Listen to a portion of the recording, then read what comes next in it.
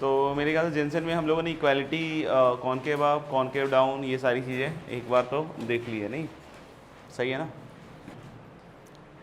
एक इनइक्वालिटी दे रहा हूँ, उसको याद भी रखना है आपको और उसको प्रूव भी करना है, ठीक है। तो प्रूफ आप जैसे मर्जी वैसे कर सकते हैं, लिखना in a triangle A B C, in a triangle A B C prove that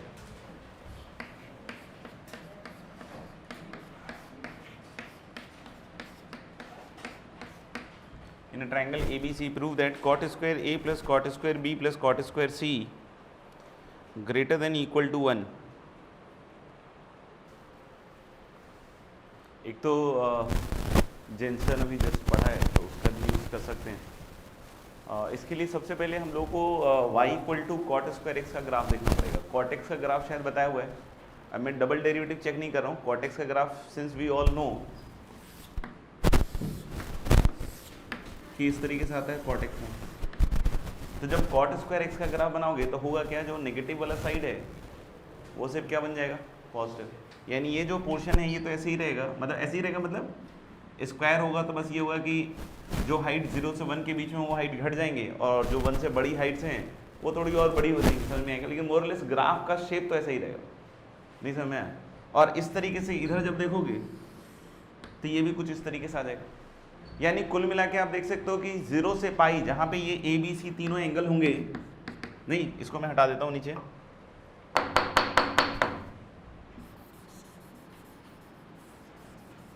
देखना तो हम लोग बोल सकते हैं कि जो 0 से पाई का इंटरवल है, ये दिख रहा है सबको, 0 से पाई का जो इंटरवल है इसमें ग्राफ पूरा जो कॉट स्क्वायर एक्स का वो ये ऐसा आएगा, समझ में आएगा। मोर ओवर वो जो एंगल्स हैं ए बी सी ये सब 0 से पाई के बीच के एंगल है। एट ए टाइम एक ही एंगल π/2 क्रॉस कर सकता है, ये थोड़ा ट्रिकी है, सोचना थोड़ा मुश्किल भी हो सकता है। जैसे कुछ बच्चे तो ऐसे देख रहे हैं, पता नहीं क्या सोच रहे हैं, हाँ नहीं टफ है वैसे। तो हम लोग बोल सकते हैं कि 2 एंगल इधर ले लो, एक एंगल इधर ले लो, या तीनों इधर ले लो। नहीं, आप कोई भी केस बनाओगे तो जब आप ट्रायंगल तीनों पॉइंट्स को ज्वाइन के बनाओगे, नहीं तो वो ट्रायंगल हमेशा ग्राफ के ऊपर बनेगा। नहीं, जैसे मान लो कि हमने 2 एंगल इधर ले लिए, ए और बी, और सी इधर ले लिया, नहीं तो ये जो पॉइंट आएगा इसके ऊपर ये क्या आएगा, a comma cot square a, ये जो पॉइंट आएगा ये क्या आएगा, b comma cot square b, क्योंकि ये किसका ग्राफ है, कॉट स्क्वायर एक्स का। और ये जो पॉइंट है ये क्या आ जाएगा, सी कॉमा कॉट स्क्वायर सी। तो ये जो आप ट्रायंगल बनाओगे इन तीनों पॉइंट्स को जोड़ के, ये ट्रायंगल दिख रहा है कि हमेशा इस ग्राफ से ऊपर मिलेगा आपको। अगर आपने इधर भी 3 पॉइंट लिए तब भी वो ट्रायंगल जो है वो ग्राफ से क्या मिलेगा, ऊपर। तो इसका जो सेंट्रॉइड होगा, जो हम लोगों ने बोला था ना x1 से xn का सम अपॉन n, तो अब वो पॉइंट निकालेंगे तो वो पॉइंट क्या आएगा, तीनों का सम, x कोऑर्डिनेट का x1 plus x2 plus x3 upon 3, सही है। और फिर उधर कितना आएगा, y1 plus y2 plus y3 upon 3, that is cot square a plus cot square b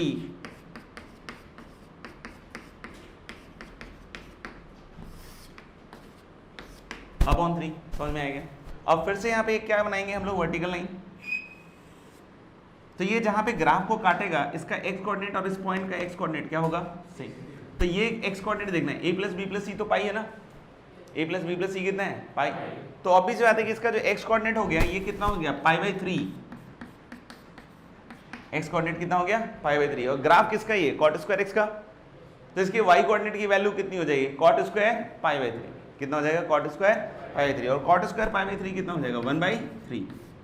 तो कौन सा हाइट बड़ा होगा, ये सेंट्रॉइड वाला या कर्व वाला, सेंट्रॉइड वाला। यानी कि हम लोग बोल सकते हैं कि cot square a plus cot square b plus cot square c upon 3 is greater than equal to कितना हो जाएगा, 1/3। 3 कट जाएगा, अपने आप क्या आ जाएगा, greater than equal to 1। Equality अगर होल्ड कराना हो तो आप ऐसा मत बोल देना कि सर जो कॉट का ग्राफ स्ट्रेट लाइन बन जाए, नहीं, जैसे लास्ट क्लास में अपन ने कर दिया था। तो कॉट स्क्वायर एक्स का ग्राफ वो स्ट्रेट लाइन कैसे बनेगा, वो तो वैसे ही रहेगा, फिक्स्ड है। तो इक्वालिटी होल्ड करने के लिए फिर क्या होना पड़ेगा, सारे एंगल्स बराबर होने पड़ेंगे, मतलब a equal to b equal to c equal to π/3, मतलब ट्रायंगल कैसा होगा, इक्वल। तो एक तो ये ग्राफिकली हम इस आइडिया के साथ चल सकते हैं, दूसरा हम चाहें तो उसको ऐसे भी कैलकुलेट कर सकते हैं। जैसे देखना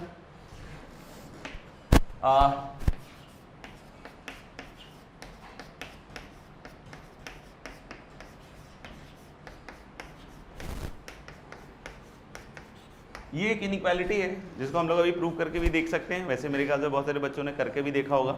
तो अलग x square plus y square plus z square is greater than equal to x y plus y z plus z x. ये हम प्रूव भी कर सकते हैं आसानी से, क्योंकि स्क्वायर जो होता है वो हमेशा क्या होता है, रियल नंबर का ग्रेटर देन इक्वल टू 0। तो I can write x minus y का whole square greater than equal to 0। तो ये क्या देगा,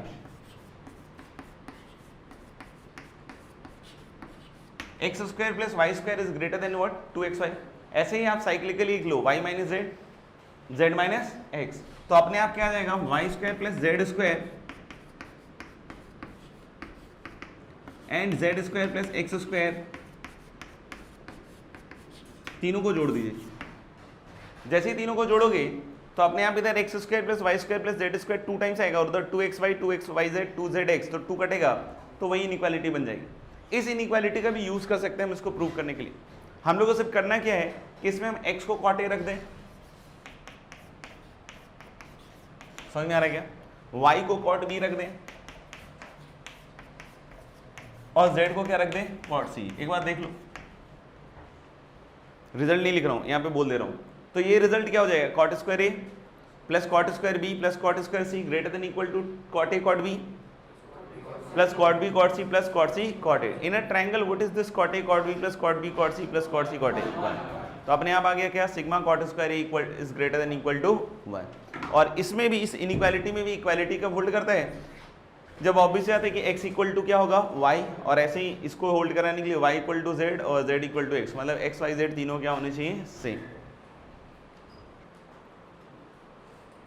अगला क्वेश्चन बोल रहा हूँ, ठीक है ना, फिर से वही, in a triangle ABC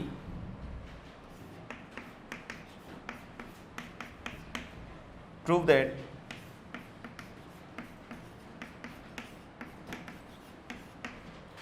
sign A plus sine B plus sine C is less than equal to 3√3/2। कर लिया? तो मेरे ख्याल से फिर से साइन एक्स का कर्व देख सकते हो, और 0 से पाई में वी ऑलरेडी नो द क्या, कॉन्केविटी। और लास्ट क्लास में बोला था साइन एक्स का कॉस एक्स का क्या, माइनस साइन एक्स। तो 0 से पाई में नेगेटिव होने के कारण ये कॉन्केव क्या रहेगा, डाउन। फिर से आप कोई भी 3 एंगल ले लो, पाई/2 से आगे सिर्फ एक ही एंगल लेने की इजाजत है। तो ए साइन ए, फिर एक लिया बी साइन बी, और फिर एक ले लिया सी साइन सी। ये पॉइंट्स कहीं भी हो सकते हैं 0 से पाई/2 के बीच में भी, तब भी कोई इशू नहीं है। तो ये जो ट्रायंगल बनेगा, अब इसका देखोगे आप सेंट्रोइड वगैरह नहीं, तो फिर से a plus B plus c/3 मतलब पाई/3 तो होएगा, और कॉमा कितना, sine a plus sine b plus sine c/3।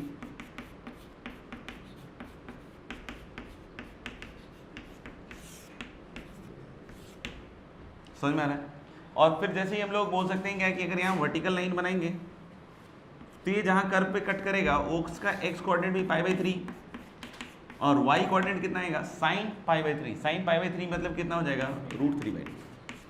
अब कर्व का हाइट बड़ा है, मतलब √3/2 is greater than equal to this पूरी क्वांटिटी। तो यानी sine a plus sine b plus sine c is always less than equal to कितना हो जाएगा, 3√3/2। ठीक है ना।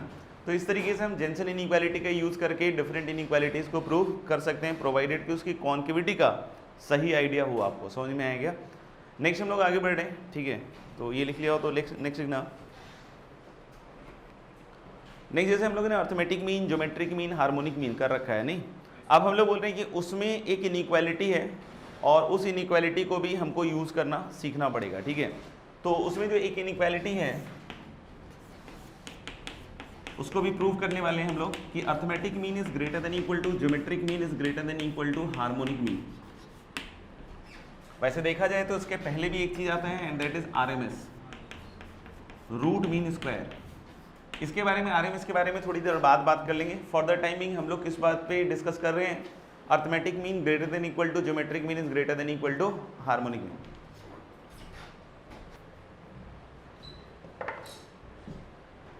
ठीक है। तो हम लोग arithmetic mean greater than equal to geometric mean और greater than equal to harmonic mean, मतलब हम लोग यहाँ बोल रहे हैं कुछ नंबर्स होंगे जिसका अर्थमेटिक मीन हमेशा ज्योमेट्रिक मीन से बड़ा होगा, ज्योमेट्रिक मीन इन टर्न किससे बड़ा होगा, हार्मोनिक मीन से। तो सबसे पहले तो ये समझना पड़ेगा कि इनइक्वालिटी कब ट्रू होगा। तो हम लोग बोलेंगे इस इनइक्वालिटी को ट्रू होने के लिए जिस पे भी हम M G M H M का कॉन्सेप्ट लगा रहे हैं वो सारे नंबर पॉजिटिव होने चाहिए, वो सारे नंबर क्या होने चाहिए, पॉजिटिव। अगर पॉजिटिव है नंबर्स तभी हम ये बात के बारे में बोल सकते हैं क्या कि M is greater than G M is greater than H M. और आप देखेंगे क्या कि जो इक्वालिटी है दैट होल्ड्स अगेन जो जेंसन में कंडीशन आया था क्या कि सारे नंबर क्या होने चाहिए, इक्वल। तो यहां भी याद देखोगे कि इक्वालिटी का कंडीशन क्या होल्ड करेगा कि सारे नंबर क्या हो, इक्वल। जैसे हम लोग बोल रहे हैं क्या कि x1 x2 x3 till xn are all positive real numbers, right? x1 x2 x3 till xn are all positive real numbers. So what is the arithmetic mean of these number? We already have discussed कितना x1 plus x2 plus x3 till xn upon n. What is the geometric mean of these numbers? इन सब का product raise to the power 1 by n, मतलब x1 x2 x3 till xn whole raised to the power 1 upon n. And what is the harmonic mean of these n numbers? This is n upon 1 by x1 1 by x2 से लेकर 1 by xn। यहाँ पे पहले ही condition मैंने बता दिया कि x1 से xn कैसे नंबर होंगे आपके, पॉजिटिव, और उनके अर्थमेटिक मीन, ज्योमेट्रिक मीन और हार्मोनिक मीन ही है, ठीक है ना। अब हम लोग क्या बोल रहे हैं कि अर्थमेटिक मीन, ज्योमेट्रिक मीन और हार्मोनिक मीन का जो ऑर्डर होगा that is M greater than G M greater than H M. और इक्वालिटी कब होल्ड करेगा, जब ये सारे नंबर आपस में क्या होंगे, इक्वल। हम इसको प्रूव भी कर सकते हैं, एन नंबर्स के लिए प्रूव कर सकते हैं, ठीक है ना। हम अगर जेंसन से जाएंगे तो जल्दी प्रूव हो जाएगा। बाकी अब कोई भी अगर इंडक्शन वगैरह कुछ भी यूज करते हो तो बहुत लंबा जाएगा। बाकी जनरली तो लोग 2 नंबर के लिए प्रूव करके बोल देते हैं हो गया, ठीक है। अपन एन नंबर्स के लिए अगर जाएंगे, देखना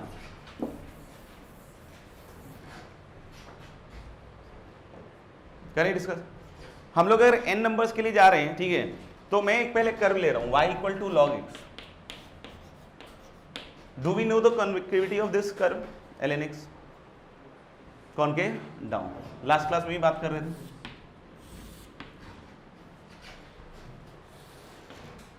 इसके ऊपर हम लोग n पॉइंट्स ले रहे हैं, इसके ऊपर कितने पॉइंट्स ले रहे हैं, n। तो इनपुट के पॉइंट्स हमेशा यहाँ पॉजिटिव होंगे, ये तो पता है ना। x1 x2 x3 till xn points लेते हैं तो ये जो भी पॉइंट्स होंगे वो कैसे होंगे, पॉजिटिव, क्योंकि ln x का खुद का डोमेन कैसा है, पॉजिटिव। तो अगर मैं यहाँ पे n पॉइंट्स लूँ, कहीं भी लूँ, 1 से बड़ा 1 से छोटा कैसा भी, तो x1 ln x1 पहला पॉइंट, x2 ln x2, और ऐसे अगर पॉइंट्स बनाते रहे तो बहुत समय निकल जाएगा। तो xn ln xn, ये n पॉइंट्स आ गए, सबको देख लो एक बार। अब ये लोग बोल सकते हैं क्या कि इनसे फिर से एक n साइडेड पॉलीगन बनेगा, ऐसे करके, याद करो लास्ट क्लास में बनाया था। ये दिख रहा है पॉलीगन पूरा का पूरा कर्व से नीचे बनेगा, क्यों, क्योंकि कर्व कैसा है, कॉनकेव डाउन। समझ में आएगा क्या? इसका हम फिर वही सेंट्रॉइड या सेंटर लिख सकते हैं जो लास्ट क्लास में लिख रहे थे, और ये हमने प्रूव भी कर दिया था कि वो हमेशा इस क्लोज फिगर के अंदर आएगा। तो हम लोग बोल सकते हैं वो जो पॉइंट होगा, मान लो यहाँ है, इसका x कोऑर्डिनेट कितना होगा, x1 plus x2 plus x3 till xn upon n। And what is the y coordinate of this point, बोलना ln x1 ln x2 ln xn तक का सम अपॉन n। लॉग की प्रॉपर्टी पता है क्या, पता है ना। तो हल लेंगे ln x1 plus ln x2 till ln xn को क्या लिख सकता हूं, ln x1 से xn तक का प्रोडक्ट। तो मैं इसका y कोऑर्डिनेट वैसे लिख रहा हूं ln, और होल अपॉन तो n आएगा ही ना, क्योंकि ln x1 से लेके ln xn तक का सम अपॉन n था। तो ये इसका क्या हो जाएगा, y कोऑर्डिनेट। अब फिर से यहाँ एक वर्टिकल लाइन बना रहे हैं, देख लो, ये जो वर्टिकल लाइन है ये जहां कर्व को कट करेगा उसका x कोऑर्डिनेट और इस सेंट्रॉइड का x कोऑर्डिनेट क्या रहेगा, सेम। तो हाल हो सकते हैं ये जो पॉइंट आएगा दिस इज x1 से xn तक का सम अपॉन n, इसका x coordinate. What is the y coordinate, log of this, नहीं tan नहीं, tan का कर्व नहीं, कंफ्यूज हो गए बीच में तुम लोग। तो हाल हो रहे क्या कि x कोऑर्डिनेट तो क्या आएगा, इन सब का सम अपॉन n, और इसका जो y कोऑर्डिनेट आएगा क्या आएगा, लॉग ऑफ दिस नंबर, क्योंकि हम लोगों ने कर्व के ऊपर है ना। तो ln x1 plus x2 plus x3 till xn upon n। कौन सी हाइट बड़ी है, कर्व वाली, नहीं, कौन सी हाइट बड़ी है, कर्व वाली। तो हम लोग बोल सकते हैं क्या कि ln x1 plus x2 till xn upon n is greater than equal to centroid का y कोऑर्डिनेट, और सेंट्रोइड के y कोऑर्डिनेट में जो n इधर है, देखना ध्यान से, इसको मैं log की प्रॉपर्टी से ऊपर ले जा सकता हूं, और ऊपर ले जाके क्या लिख सकता हूं, log x1 x2 x3 till xn की होल पावर 1/n। समझ में आ रहा है? अब हम लोग यहाँ पे इसके आगे क्या बोल सकते हैं कि ये log का बेस 1 से तो बड़ा ही है, तो log का बेस अगर 1 से बड़ा है तो इनइक्वालिटी तो सेम साइड खुलेगी ना, और इनइक्वालिटी जब सेम साइड खुलेगी तो what you will obtain is कि x1 से xn तक का sum upon n is greater than equal to x1 x2 x3 till xn whole raise to the power 1/n। तो दिस प्रूव्स, दिस कंक्लूड्स कि m is greater than equal to g। तो ये ध्यान रखना कि ये इनइक्वालिटी जो हम लगा रहे हैं ये किसके लिए लगाएंगे, पॉजिटिव नंबर्स के लिए। इक्वालिटी फिर से कब होल्ड करेगी, जब ये सारे के सारे नंबर आपस में क्या होंगे, सेम। समझ में आएगा? Can be prove gm greater than equal to hm। Good. तो हम जिसके लिए एम gm यूज कर रहे थे, अभी हम एम gm किसके लिए यूज कर रहे थे, समझना, gm greater than equal to क्या प्रूव कर रहे हैं हम लोग, hm। We are proving now gm greater than equal to hm। तो अभी मैंने am greater than equal to gm prove कर दिया। किसके लिए प्रूव किया, n नंबर्स के लिए। अब वो नंबर्स तो कुछ भी लूँ ना मैं, बस कैसे नंबर हो, पॉजिटिव। तो अगर मैं am gm नहीं, am greater than equal to gm apply करूं ऑन n पॉजिटिव नंबर, लेकिन इस बार पॉजिटिव नंबर्स क्या लूं मैं, 1/x1 1/x2 1/x3 और क्या 1/xn। तो what is the M of all these numbers, 1/x1 1/x2 से लेकर 1/xn तक का सम अपॉन n, ये एम होगा। M greater than equal to gm prove कर रखा है, and this is greater than equal to 1/x1 से 1/xn तक की पावर 1/n। अब ये नीचे देख सकते हो बन जाएगा 1/x1 से xn तक का product raise to the power 1/n। इसको क्रॉस मल्टीप्लाई कर लो क्योंकि नंबर तो पॉजिटिव है ही ना। तो हम लोगों ने इधर क्या आएगा, x1 से xn की power n 1/n is greater than equal to n upon 1/x1 से लेके 1/xn तक का सम। अगर मैं x1 से xn तक के नंबर्स की बात करूं तो उसका ये क्या है, gm, और उधर क्या लिखा हुआ है, hm। तो दिस प्रूव्स कि gm is greater than equal to what, hm। तो हम लोगों ने x1 से xn तक के नंबर का m greater than equal to gm prove कर रखा है, और ये इनइक्वालिटी क्या बताता है कि gm is going to be greater than equal to hm, यानी कि ultimately am greater than equal to gm is greater than equal to hm। ये इनइक्वालिटी हम लोगों ने यहाँ पे प्रूव कर ली। अब उसमें आगे हम लोग क्या ऐड करने वाले हैं, RMS greater than equal to am is greater than equal to gm is greater than equal to hm। तो पहले तो बात करते हैं कि RMS मतलब रूट मीन स्क्वायर, नहीं चाहो तो लिख सकते हैं RMS मतलब क्या हो गया, रूट मीन स्क्वायर।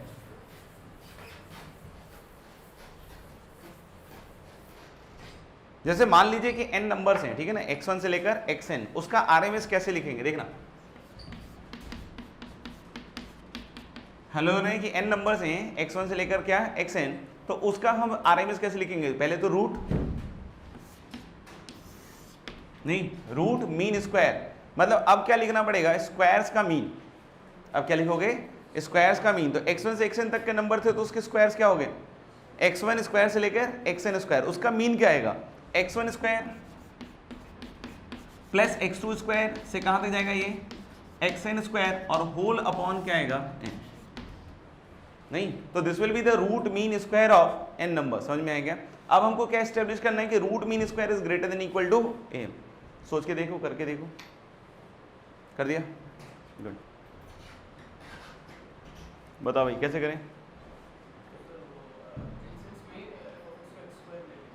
जेंसन में ही हम fx को क्या ले लें, x स्क्वायर, क्योंकि देख सकते हो कि इनपुट जो है x1 square x2 square xn square वैसा ही कुछ दे रहे हैं। तो हमने क्या कि x स्क्वायर की कॉन्केविटी जो है हमेशा कैसी होगी, ऊपर की साइड। आप x1 से xn तक के बीच नंबर देख सकते हैं। अब देखोगे ना RMS greater than equal to m जो है ना, वो नेगेटिव नंबर के लिए भी चलेगा। नहीं, मैं सबकी बात नहीं कर रहा हूँ, क्योंकि GM डिफाइन होने के लिए पहले ही बोल दिया है कि नंबर्स कैसे होने चाहिए, पॉजिटिव, वो बार बार नहीं बोल रहा, ठीक है ना। तो RMS greater than equal to m देखोगे नेगेटिव के लिए भी ट्रू होगा। सोचना एक बार कि अगर पॉजिटिव नंबर के लिए ट्रू है RMS greater than equal to m, तो उसमें अगर कुछ नेगेटिव नंबर भी आ जाए तो RMS का तो कुछ नहीं बिगड़ना, अर्थमेटिक मीन कम हो जाएगा। ये सुना, अर्थमेटिक मीन क्या हो जाएगा, कम हो जाएगा। तो इसलिए हम लोग बोले कि वहाँ तो पॉजिटिव नेगेटिव कुछ भी खेल चल रहा हो वो सब जगह सही है। समझ में आ गया? और इस वजह से आप देख सकते हो कि ये जो कर्व है इसमें आप x1 से xn कहीं भी ले लो, इधर की साइड, उधर की साइड, नहीं सारे के सारे, तब भी वो जो n साइडेड पॉलीगन होगा वो हमेशा इस कर्व से क्या मिलेगा, ऊपर। तो आप देख सकते हो अगर लेते हो x1 x1 square, x2 x2 square, ऐसे ही करके xn minus 1 xn minus 1 square, और इससे अगर इस तरीके से एन साइडेड पॉलीगन बनाते हैं, तो अगर मान लो कि इसका यहां पे आता है इसका क्या सेंटर, तो क्या होगा, x1 से xn तक का सम अपॉन n, और y कोऑर्डिनेट क्या आएगा, x1 स्क्वायर से लेकर xn स्क्वायर तक का सम, और फिर से एक वर्टिकल लाइन बना लीजिए। तो ये जो पॉइंट जहां कट रहा है, ये पॉइंट का x कोऑर्डिनेट क्या होगा, वही x1 से xn तक का sum, that is sigma x1 upon n, और y कोऑर्डिनेट क्या आएगा, क्योंकि कर्व x स्क्वायर है तो जो भी इनपुट है उसका स्क्वायर, यानी कि y क्या आएगा इसका, x1 से xn तक का sum upon n whole square. ये समझ में आएगा, x1 से xn तक का सम अपॉन n का होल स्क्वायर। अब कौन सा हाइट बड़ा है, डेफिनेटली ये वाला है, मतलब x1 स्क्वायर से लेके xn स्क्वायर तक का sum upon n is greater than equal to कितना है, x1 plus x2 till xn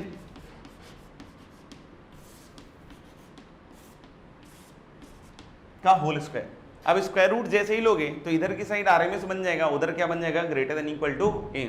तो यहां से हम लोग बोल सकते हैं क्या कि finally we have completed this RMS greater than equal to M greater than equal to GM greater than equal to HM. अब जैसे आप लोग देख सकते हो कि इस तरह की इनइक्वालिटी जो हम पहले करते थे परफेक्ट स्क्वायर वगैरह से, वो अब एम जीएम के हिसाब से काफी इजी हो जाएगा। जैसे अगर कोई बोलते हैं x belongs to r plus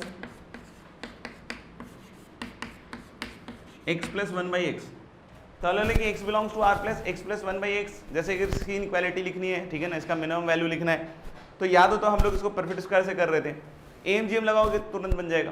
क्योंकि अगर आप दो नंबर ले रहे हो x और 1/x, दोनों पॉजिटिव हो गया, ठीक है, x ऑलरेडी गिवन कैसा है, पॉजिटिव, तो this whole upon 2 is the M of the numbers and that is greater than equal to दोनों का प्रोडक्ट और raise to the power half, तो दोनों का प्रोडक्ट कितना हो गया 1, तो यानी कि this is greater than equal to क्या हो जाएगा 1। और यहां से आप देख सकते हो कि x plus 1/x is greater than equal to क्या हो जाएगा 2।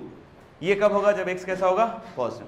x जब नेगेटिव होगा तो x प्लस 1/x के बारे में बताया था क्या, लेस देन इक्वल टू -2, और उसमें क्या सिंपली करके दिखाया था कि x को क्या रखना पड़ेगा, -t। नहीं समझ में, x को क्या रखना पड़ेगा, -t। तो क्योंकि अगर x नेगेटिव है तो -t रखोगे तो t कैसी क्वांटिटी हो जाएगी, पॉजिटिव, और वहां से हम लोग प्रूव कर सकते हैं क्या कि x plus 1/x is less than equal to -2। ठीक है, if x y z are positive, ऐसे ये सिंपल इनइक्वालिटीज में आते हैं,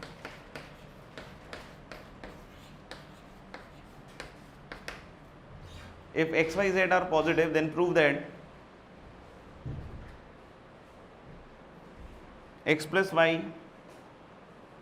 into y plus z into z plus x is greater than equal to 8xyz। ठीक है, तो एक्स वाई जेड अगर पॉजिटिव है तो 2 at a time M GM लगाओ, मतलब x प्लस वाई अपॉन 2, नहीं, M of x and y is greater than equal to root over x Y,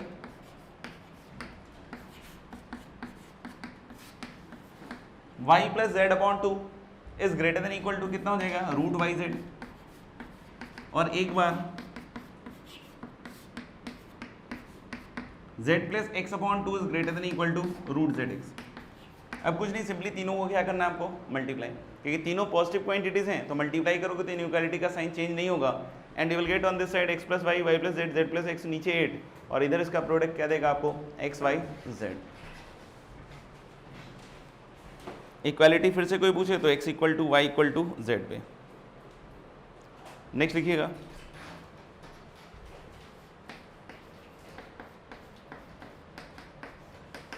if a and b are positive real numbers,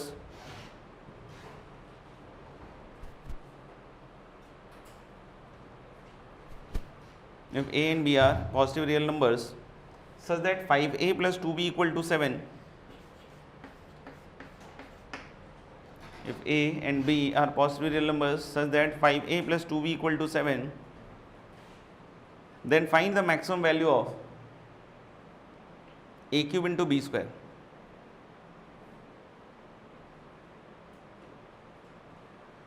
Find the maximum value of a cube into b square. हमको a cube into b square की max value पूछ रहा है, ठीक है, और हमारे पास एक कंस्ट्रेंट रिलेशन है 5a plus 2b equal to 7। अगर कोई कहे कि 5a plus 2b upon 2 greater than equal to ये ऐसे कर लें, तो यहाँ पे आप देख सकते हो कि 5a 2b अगर आ रहा है तो यहाँ पे आपको a इंटू बी, क्योंकि ये फिक्स्ड है तो ये साइड अगर फिक्स है तो ये 7 हो जाएगा, तो ए बी का मैक्सिमम वैल्यू आएगा। इसमें ए क्यूब बी स्क्वायर का मैक्सिमम नहीं आ रहा, तो अगर ए बी का मैक्सिमम वैल्यू निकालना है तब तो ठीक है ये, लेकिन ए क्यूब बी स्क्वायर का अगर मैक्सिमम निकालना है तो ये ठीक नहीं है। अब आपको यहाँ पे समझना पड़ेगा कि आपको लेफ्ट हैंड साइड में तो ये 5a प्लस 2b लिखना पड़ेगा क्योंकि वही फिक्स्ड है, उसके अलावा तो कुछ फिक्स है नहीं। तो अगर 5a प्लस 2b लिखना है लेकिन उधर a क्यूब चाहिए, तो अगर उधर a क्यूब चाहिए तो आपके पास a am में कितनी बार आना चाहिए? 3 बार। अगर a am में 3 बार आया तो उधर gm में वो कितनी बार मल्टीप्लाई हुआ? 3 बार। यानी कि आपको लिखना तो 5a ही है, नहीं उसको लिखना तो कितना है 5a, लेकिन उसको कितनी बार लिखना है? 3 बार। तो ऐसे नहीं 5a लिख लेना तो 15a हो जाएगा, नहीं हमको उसमें कितना लिखना पड़ेगा? 5a upon 3 plus 5a upon 3 plus 5a upon 3। तो ये एक्चुअली इन तीनों का सम 5a ही है, लेकिन जब gm लिखोगे इसका तो उसमें अपने आप कितना बन जाएगा? 1 प्लस b स्क्वायर चाहिए, तो b कितनी बार लिखना है? 2 बार, तो b प्लस b लिख दो इधर, तो अपने आप उधर b स्क्वायर हो जाएगा और इधर अपने आप कितना हो जाएगा? 2b, दिस होल अपॉन 5, क्योंकि अब कितने नंबर का एम जीएम यूज कर रहे हैं आप? 5 नंबर का, तो this is greater than equal to, अच्छा 5 5 5 5 cube 3 cube a cube b square और whole raise to the power कितना आ जाएगा? 1/5। अब आप यहाँ पे देख सकते हो कि ये 7 ही हो जाएगा वापस से, तो 5 पावर रेज करोगे तो 7 की पावर 5 और इधर आ जाएगा कितना? 3 क्यूब,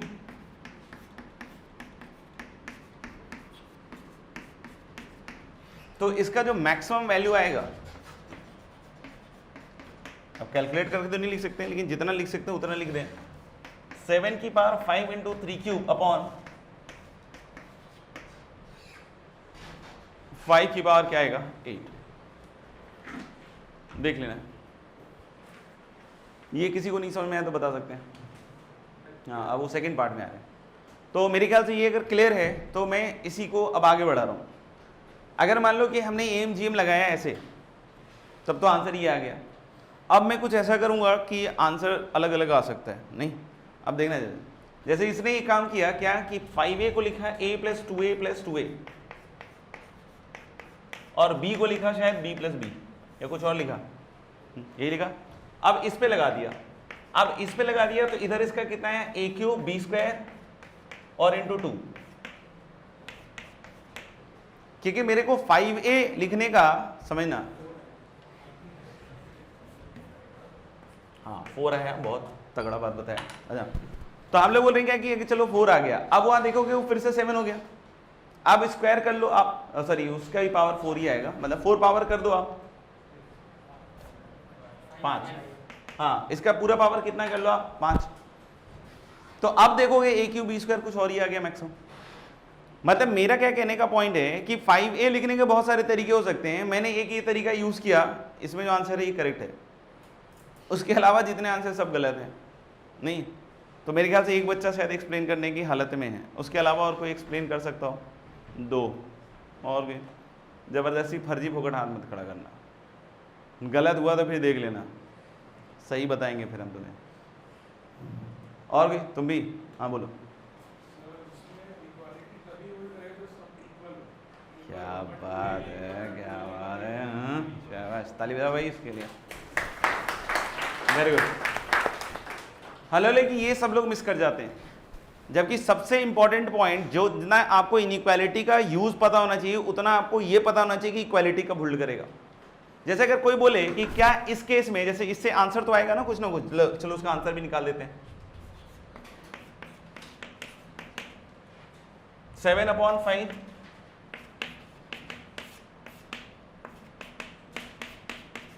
ये 7/5 की पावर 5 इंटू 1/4। हम लोग बोल सकते हैं क्या कि अगर कोई कहता है, सुनना ध्यान से, किसका मैक्सिमम ये है, I will say this is wrong. अब बोलोगे क्यों? क्योंकि हम लोग बोल रहे हैं कि ये इक्वालिटी तो तभी होल्ड कर पाएगा जब जितने भी नंबर जिसमें एम जीएम लगाए थे मैंने वो सब आपस में क्या हो, इक्वल। क्योंकि इक्वालिटी होल्ड करा रहा हो ना, अब नहीं इक्वालिटी होल्ड करा रहे हो, तो इक्वालिटी होल्ड कब करेगा? क्योंकि आपने मैक्सिमम क्लेम किया ये, तो ये तो तभी आएगा ना जब ये इक्वल टू होगा। और इक्वल टू कब होता है? जब सारे नंबर्स आपस में क्या हो, बराबर। तो ये तो बराबर हो जाएगा क्योंकि b इक्वल टू बी होगा। सोचना थोड़ा सा ट्रिकी है, लेकिन जब ये दोनों भी बराबर हो जाएगा, लेकिन जब आप a इक्वल टू 2a करोगे तो a इक्वल टू 0 आ जाएगा। नहीं समझ में आया? a इक्वल टू क्या आ जाएगा, 0। तो यानी आप समझ रहे हो? नहीं समझ में आया? a इक्वल टू क्या आ जाएगा, 0। तो आप देख सकते हो कि यानी कि इस केस में इक्वालिटी होल्ड नहीं करेगा। फिर से फील लेना कि हम लोग बोल रहे हैं इक्वालिटी होल्ड कराना पड़ेगा। फिर उसके लिए इन दोनों को जब बराबर करोगे, आप समझ में आ रहा है क्या? किसको बराबर करोगे? इन दोनों को बराबर करोगे तो a क्या आ जाएगा, 0। 0 पे तीनों बराबर हो जाएगा, 0 पे तीनों बराबर हो जाएगा। जैसे ही आपने a को 0 लिया, वैसे तो a पॉजिटिव है, वैसे भी नहीं ले सकते आप, लेकिन फिर भी अगर मान लो कि a greater than equal to 0 दे देता है, तो जैसे ही आपने 0 लिया तो b की वैल्यू क्या हो गई, 7/2। b की वैल्यू क्या हो गई, 7/2। और अब आप इसका मैक्सिमम निकाल के देखो, वैल्यू कितनी आएगी, 0। नहीं, क्योंकि जो कंडीशन इक्वालिटी का आएगा उसमें मैक्सिमम तो 0 आ रहा है और तुम कह रहे हो ये, तो ये तो गलत हो गया ना। लेकिन इसमें देखोगे तो चलेगा। नहीं समझ में आया? क्यों? क्योंकि इसमें b इक्वल टू बी चलेगा, 5a/3 इक्वल टू 5a/3। आपको बोलेगा a और b की क्या वैल्यूज है, सुनना ध्यान से। तो हम लोग बोले कि 5a/3, नहीं समझ में आ रहा है, इक्वल टू 5a/3 तो चलेगा ना। तो अब हम लोग बोले सब इक्वल होने चाहिए, b इक्वल टू b भी चलेगा, 5a/3 इक्वल टू b होना पड़ेगा, 5a/3 इक्वल टू क्या होना पड़ेगा, b। तो अगर कोई पूछ रहा है a और b की वैल्यू, तो मैं बता सकता हूं 5a/3 is b, so what is 5a, 3b, 5a is 3b, 5a 3b रख दो यहां पे। नहीं तो b की वैल्यू क्या आएगी, 7/5। b की वैल्यू क्या आएगी, 7/5। और a की वैल्यू अगर कोई पूछ रहा है तो 21/25, क्योंकि 5a/3 अगर b है और b अभी तुमने कितना बताया, 7/5 बताया ना यार। तो 7/5 रखोगे तो अभी से ऊपर 21 अपॉन क्या आएगा, 25। तो a 21/25 और b कितना बताया तुमने, 7/5। अब तुम इसमें वो वैल्यूज रख के देखना, यही आएगा। नहीं समझ में आया? हाँ, 2b को भी लिखने के बहुत सारे आइडियाज हो सकते थे। कोई बोले सर मैं 3b/2 प्लस b लिखना चाहता हूँ, लिख लो, उससे कुछ होना नहीं है। क्योंकि जैसे ही b इक्वल टू 3b/2 लिखोगे फिर से वहां b क्या हो जाएगा, 0, फिर से इक्वालिटी होल्ड नहीं करेगा। तो यानी हम लोग बोले this will be the unique way जिसमें आप इसको क्या कर पाओगे, एक्सप्रेस कर पाओगे। ठीक है ना? अब कोई बोले कब इक्वालिटी होल्ड करेगा, तो मैंने बता दिया कि a कैसे निकालना है और b कैसे निकालना है। ठीक है, अगला सवाल लिखेंगे, if a b c are positive,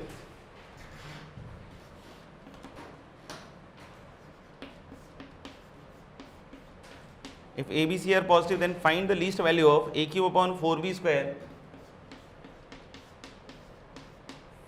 plus b upon 2c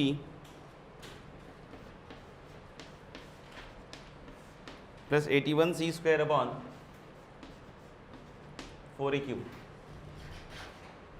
If a b c are positive, then find the minimum value of a cube upon 4b square plus b upon 2c plus 81c square upon 4a cube greater than, बोल दिया क्या, इतना ही है ना?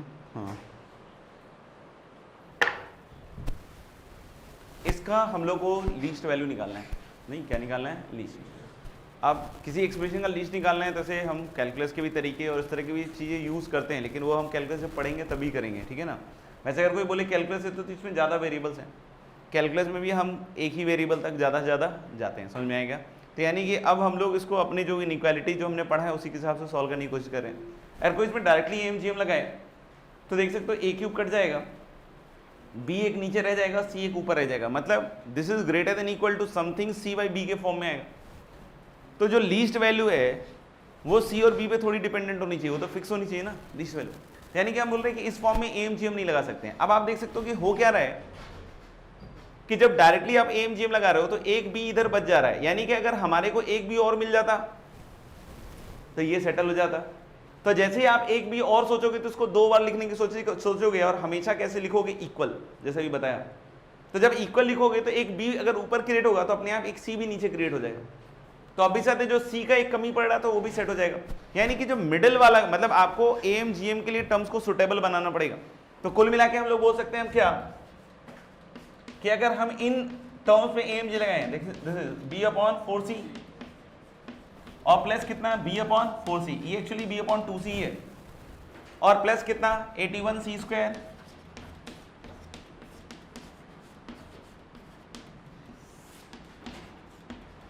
Is greater than equal to, अब मैं काट के नहीं दिखा रहा हूं डायरेक्ट लिख रहा हूं, तो ये देख सकते हो 4 कितनी बार आएगा, 4 बार, और 81 और उस पूरे की पावर 1/4, तो दैट इज एक्चुअली व्हाट 3/4, तो ये कैंसिल आउट हो जाएगा और इसकी जो लीस्ट वैल्यू आएगी that is going to be what 3। Next question लिखिएगा, लिखना prove that a triangle ABC is equilateral,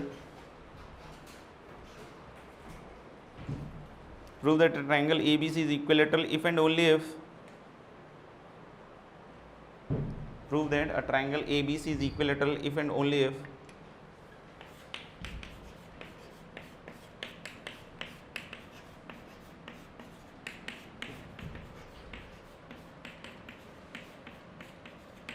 prove that a triangle ABC is equilateral if and only if tan A plus tan B plus tan C equal to 3√3। If and only if में दो part होता है, एक तो होगा क्या कि अगर ट्रायंगल इक्विलेटरल है तो ये प्रूव करो, और अगर ये है तो ट्रायंगल क्या प्रूव करो इक्विलेटरल, क्योंकि इफ एंड ओनली मतलब this as well as the vice versa. तो एक पार्ट मैं प्रूव कर देता हूँ कि ट्रायंगल इक्विलेटरल है, तो ये देखना कैसे आएगा, ये थोड़ा कठिन पार्ट है इसलिए ध्यान सुनना। तो ए बी सी तीनों 60 आ जाएगा, और 60 60 60 रखोगे 3√3, तो आधा मैंने कर दिया, आधा तुम लोग कर लो, करो। मतलब आपको इस कंडीशन से ट्रायंगल को इक्विलेटरल प्रूव करना। जैसे सबसे पहले तो ये समझ में आना चाहिए कि ये फिक्स दिया हुआ है और हम लोग को ए बी सी क्या प्रूव करना है, जो भी है इक्वल ट्रायंगल इक्विलेटरल प्रूव करना है, मतलब π/3 के बराबर।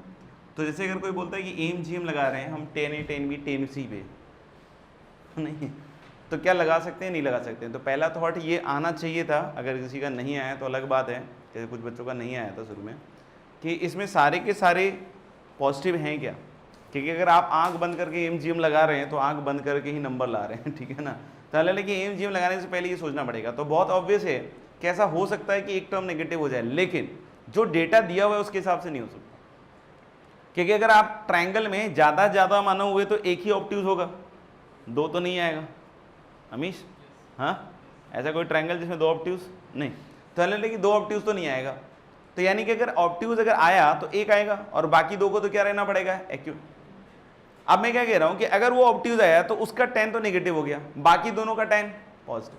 tan A plus tan B plus tan C in triangle is tan A tan B tan C। अगर एक भी ऑब्ट्यूज होता है, नहीं एक ऑब्ट्यूज होता है और बाकी दो एक्यूट हैं, तो tan A tan B tan C negative हो गया, तो tan A plus tan B plus tan C को भी क्या होना पड़ेगा नेगेटिव। यानी कि अगर एक एंगल ऑब्ट्यूज है तो definitely tan A plus tan B plus tan C को भी क्या होना पड़ेगा नेगेटिव, जो कि नहीं दिया हुआ, क्योंकि इस बार तो हम इससे बढ़ रहे हैं ना कि दिस इज गिवन और यहां से हमको आगे बढ़ना है। तो हम लोग बोल सकते हैं क्या कि ऑब्वियस सी बात है कि tan A tan B tan C में कोई भी नेगेटिव नहीं होगा, और अगर नेगेटिव नहीं होगा तो क्या एम जी एम लगा सकते हैं, बिल्कुल शान से। कैसे देखना, tan A plus tan B plus tan C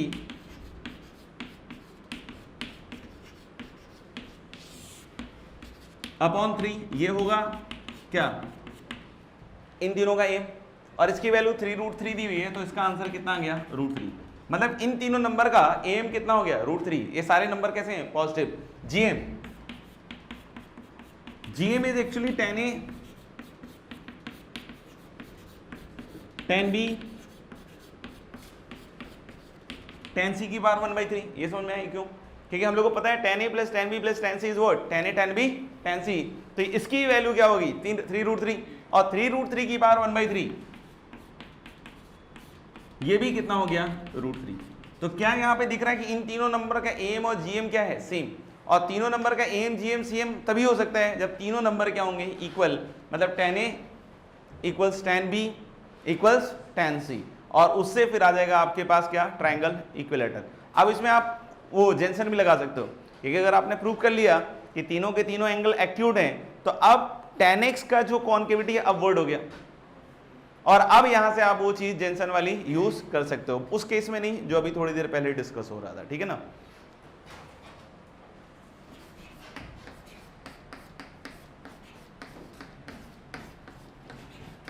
If ABC are three distinct positive reals in HP, if ABC are three distinct positive reals in HP, if ABC are three distinct positive reals in HP, then prove that three distinct positive reals in HP, then prove that a की power n plus c की power n is greater than 2b की power n, लिखा हुआ है। If ABC are three distinct positive reals in HP, then prove that a की power n plus c की power n is greater than 2b की power n। जो कह रहा है उससे भी आ जाएगा। बाकी हम लोग बोल रहे हैं क्या कि हम सिंपली ऐसे भी कर सकते हैं कि this is greater than equal to m और gm,